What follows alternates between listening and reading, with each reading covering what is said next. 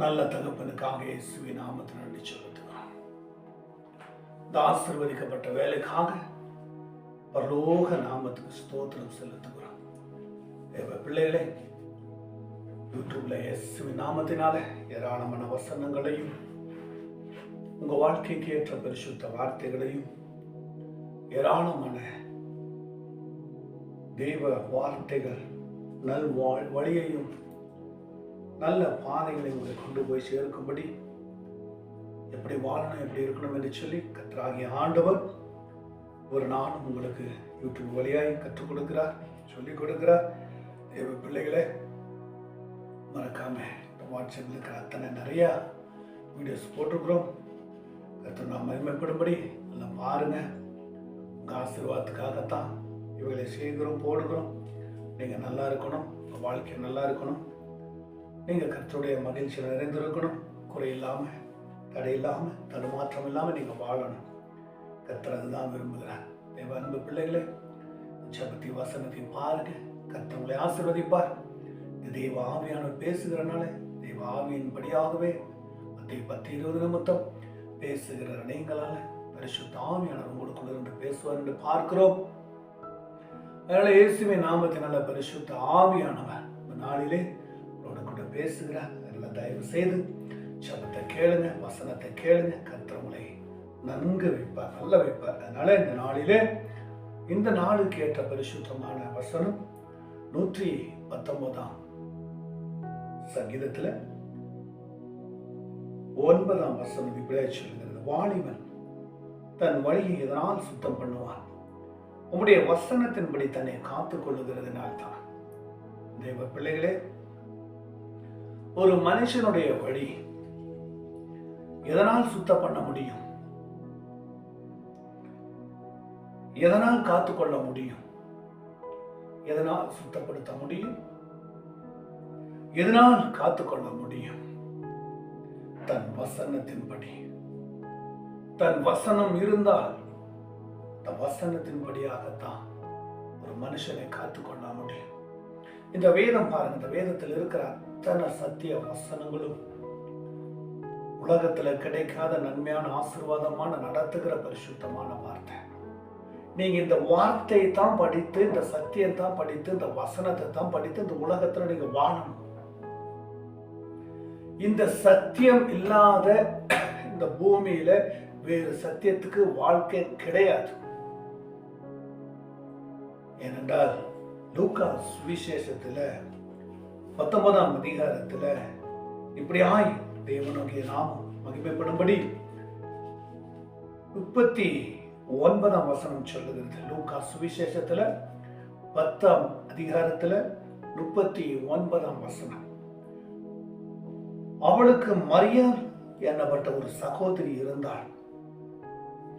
அவள் இயேசுவின் பாதத்தின் அருகே உட்கார்ந்து அவருடைய வசனத்தை கேட்டிருந்தாள். வசனத்தை கேட்டிருந்தாள். மார்த்தாள் என்ற சகோதரி, மரியாள் என்ற சகோதரி. ஆனா மார்த்தாள் உலகம் சிந்தைக்குள்ளையும் உலக காரியத்தில் மூலமாயிருந்தாள். ஆனா மரியா தேவனுடைய பாதத்திலே அமர்ந்து கொண்டிருக்கிறார். ஏன் ஏசப்புடைய பாதத்திலே உட்கார்ந்து இருக்க வேண்டும்? அங்குதான் நிம்மதி இருக்கிறது. தேவனாகிய கர்த்தர் தான் வாழ்க்கை இருக்கிறது. அங்குதான் தன் வாழ்க்கையை மாற்றிக்கொள்ள முடியும். என் தேவனுடைய வசனம் நான் கேட்டு நான் வசனத்தின்படி வாழ வேண்டும், தேவ சத்தியத்தின்படி வாழ வேண்டும் என்று சொல்லி தன்னுடைய மாம்சத்தை புறக்கணிக்கிறார். தன்னுடைய சுயம் என்கிற வாழ்க்கையை மரியா புறக்கணிக்கிறார்.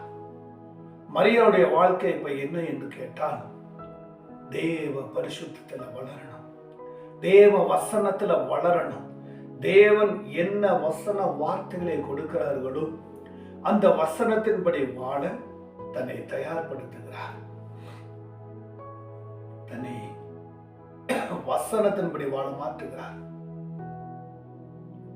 தேவ பிள்ளைகளே, இந்த யூடியூப்ல பார்க்கிற இந்த ஜெபத்தை வசனத்தை பார்க்கிற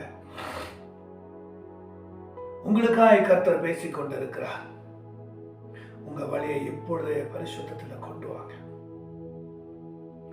வசனம் தன்னுடைய ஆத்துமாவை பரிசுத்தமாக்குகிறது. மரியாளுக்கு தேவன் போதிக்கிற வசனத்தை கேட்கிறார். தேவன் சொல்லுகிற எல்லா வார்த்தைகளையும் கேட்டு கேட்டு தன் வாழ்க்கையை சீர்படுத்துகிறார். தேவனுடைய பரிசுத்தமான வார்த்தைகளை வசனத்தை கேட்டு கேட்டு தன்னுடைய வாழ்க்கையை மாற்றுகிறார். தன் வழிகளை மாற்றுகிறார்.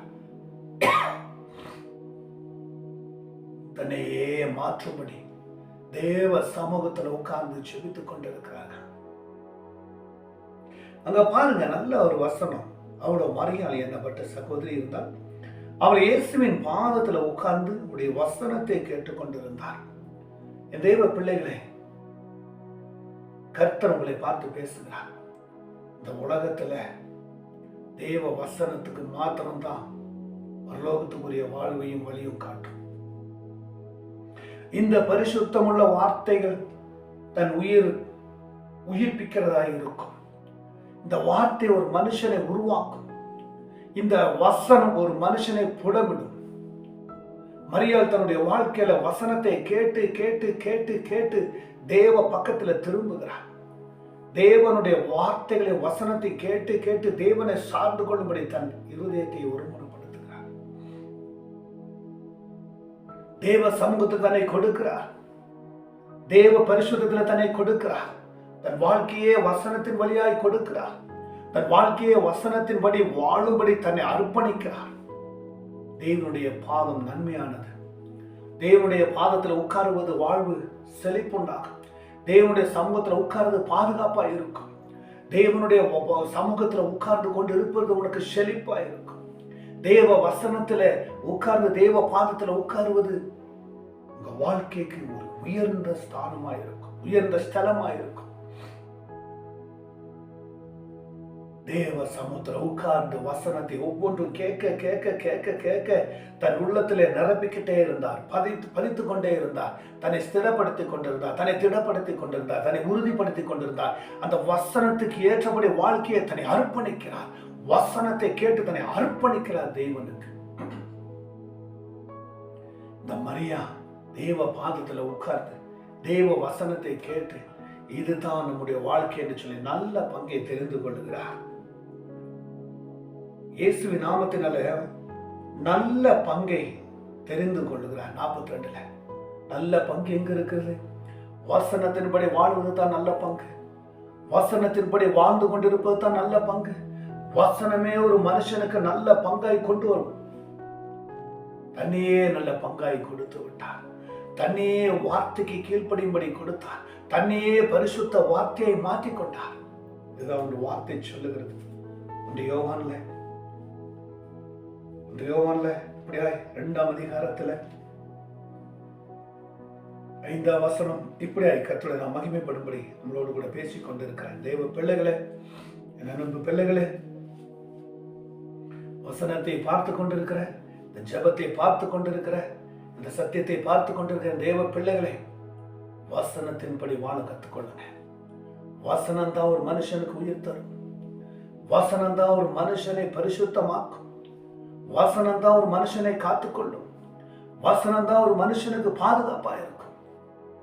நீ எங்க இருந்தாலும் சரி, அந்த இடத்துல உறுதிப்பட்ட அந்த வசனத்தை கேளுங்க. 1 யோவான் 2ஆம் அதிகாரத்துல 5ஆம் வசனம் இப்படியாக சொல்லுகிறார். அவருடைய வசனத்தை, அல்லேலூயாவை துதிக்கிறோம். அவர் இப்படி சொல்லுகிறார், அவருடைய வசனத்தை. இங்க அருமையான வார்த்தை சொல்லுகிறது, அவருடைய வசனம். யாருடைய வசனம்? தேவனுடைய வாயிலே புறப்பட்ட வசனம். அவருடைய வசனத்தை கை கொள்ளுகிறவன் இடத்தில் தேவ அன்பு மெய்யாய் பூர்ணப்பட்டு இருக்கும். நாம் அவருக்குள் இருக்கிறோம் என்பதை அதனாலே அறிந்திருக்கிறோம் என்று வேதம் சொல்லுகிறது. நாம் அவருக்குள் நிலைத்திருக்க வேண்டுமாய் இருந்தால் அவருடைய வசனத்தை கை கொள்ளப்பட வேண்டும்.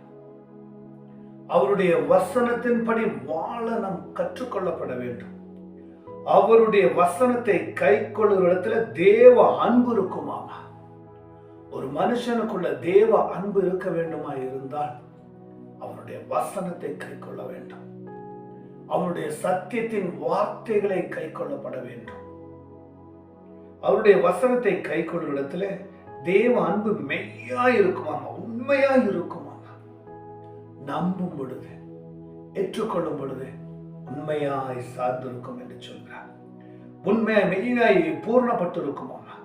பூர்ணமாய், பூர்ணம் என்பது நிறைவாய், நிறைவாய், செழிப்பாய், சந்தோஷமாய் பூர்ணப்பட்டிருக்கும். நாம் அவருக்குள் இருக்கிறோம் என்பதையும் அதனால் அறிந்திருப்போம். நாம் அவருக்குள் இருப்பதை நாம் அதனாலே அறிந்து கொண்டிருக்கிறோம் என்று சொல்லி வேதத்தில் பார்க்கிறோம். தேவ பிள்ளைகளே, கர்த்தருடைய வார்த்தை உங்களுக்கு நேராய் வருகிறது. இப்படியாய் தேவனுடைய வார்த்தை சொல்லுகிறது. கொலோசியர்ல 3ஆம் அதிகாரத்துல இப்படியாய் கர்த்தருடைய வசனம் 3ஆம் அதிகாரத்துல 16ஆம் வசனம் இப்படியாய் சொல்லுகிறது. வாசிப்போம்.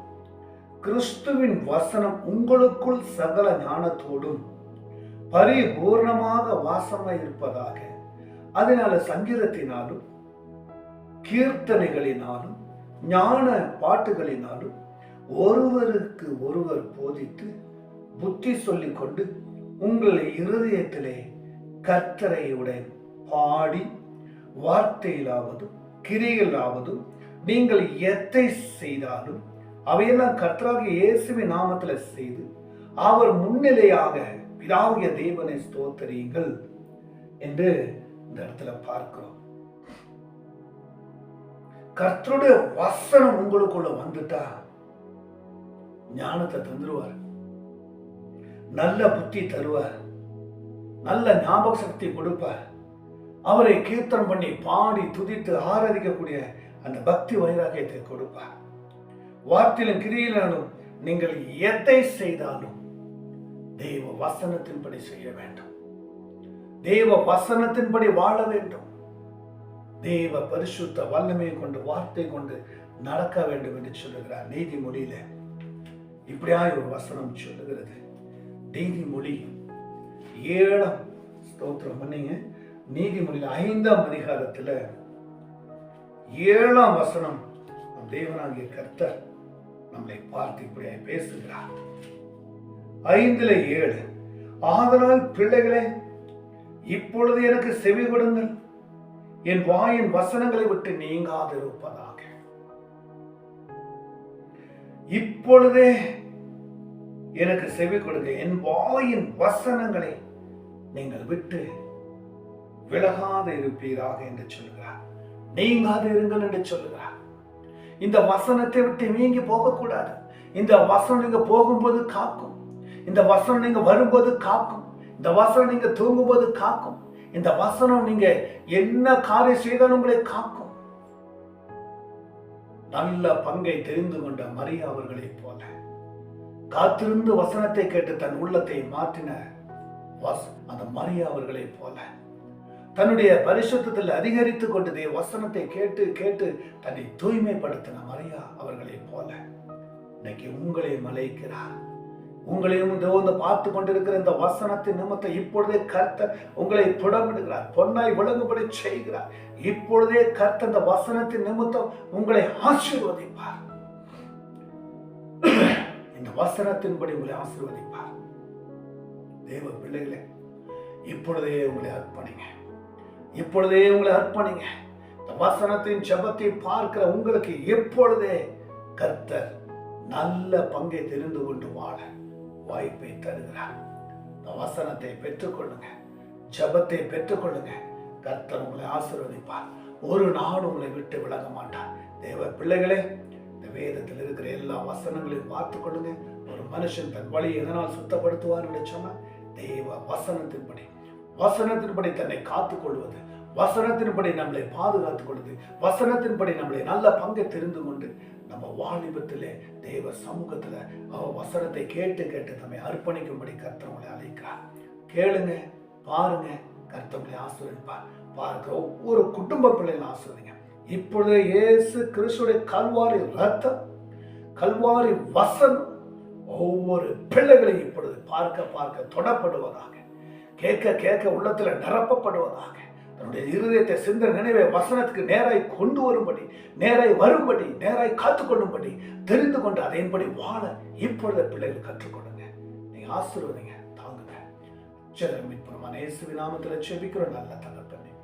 ஆமென், ஆமென், ஆமென்.